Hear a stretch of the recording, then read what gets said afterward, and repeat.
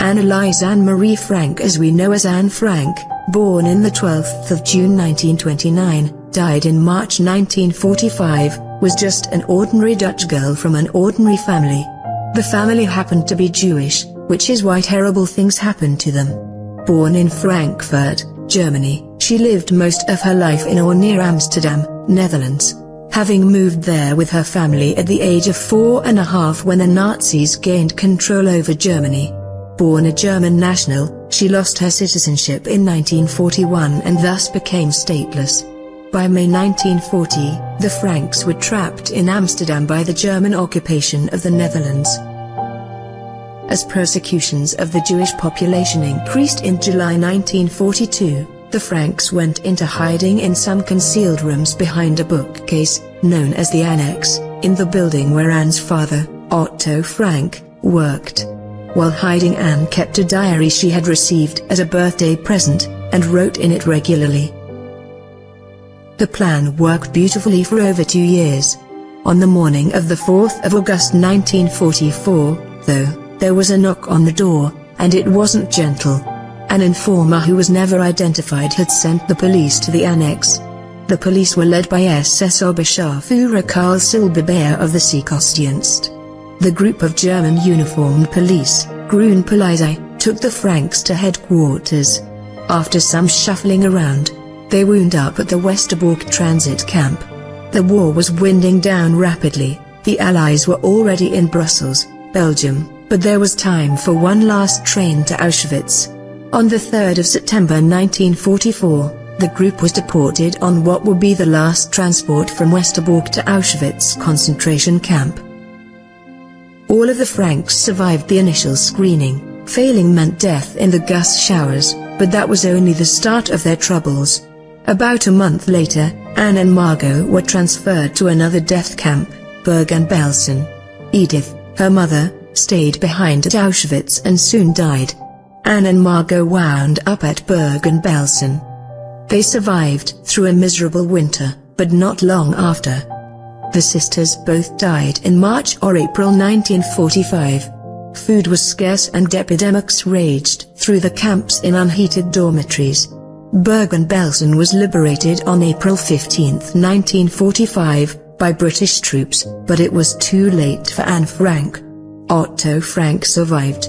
Mayap Gijs and Beb Voskuil were two of the employees who had been helping to shelter the Franks. They found some papers that the Franks had left behind and kept them in safekeeping. When Otto Frank came by, they gave him the papers.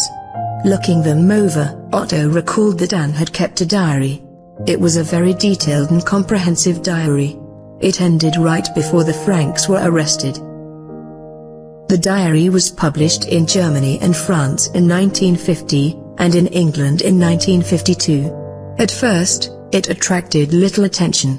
For some reason, the Japanese were the first to really recognize Anne Frank as a cultural figure of great significance.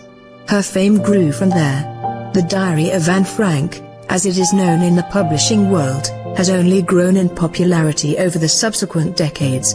It is considered a key part of the curriculum of schools around the world. It is especially revered in Holland. The Anne Frank House opened to the public on the 3rd of May 1960 after Otto Frank went to great lengths to preserve it for history.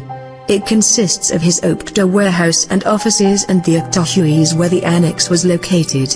It remains open to the public and is a top tourist attraction in Amsterdam.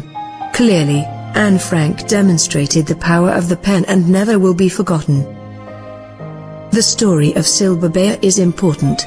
Some might think that he was a cruel and inhuman monster who should have been hung outright as soon as he was identified as the man who arrested Anne Frank. That is an understandable feeling, based on the injustices of the world and the barbarity of the system in which he served.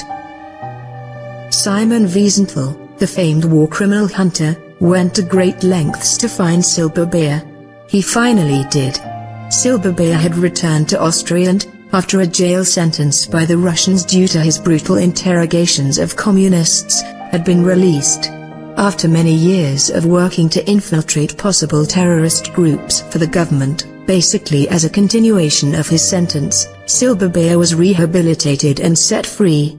He rejoined the Viennese police force, which is where Wiesenthal found him many years after the war.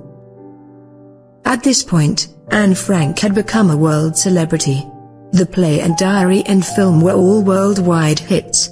Upon learning of his past, the Austrian authorities were aghast. Silberbayer was suspended by the police force pending an investigation of what he had done during the war. It was a decisive moment in the life of Silberbayer, who freely admitted to having arrested Frank and remembered the incident with clarity. There was a media outcry against him. People hated him for what he had done. Silberbayer admitted everything. He did not have any information about who had betrayed the Franks and simply stated that he had done his job without rancor. He had been a tiny cog in an immense wheel of injustice. Incredibly, Otto Frank stepped forward on his behalf and testified to the court that Silberbayer had acted correctly and without cruelty during the arrest. Silberbayer, he stated, even had done his job with some degree of courtesy. That statement implies nothing about Silberbayer or his intelligence, morals or ethics or anything else aside from that limited point.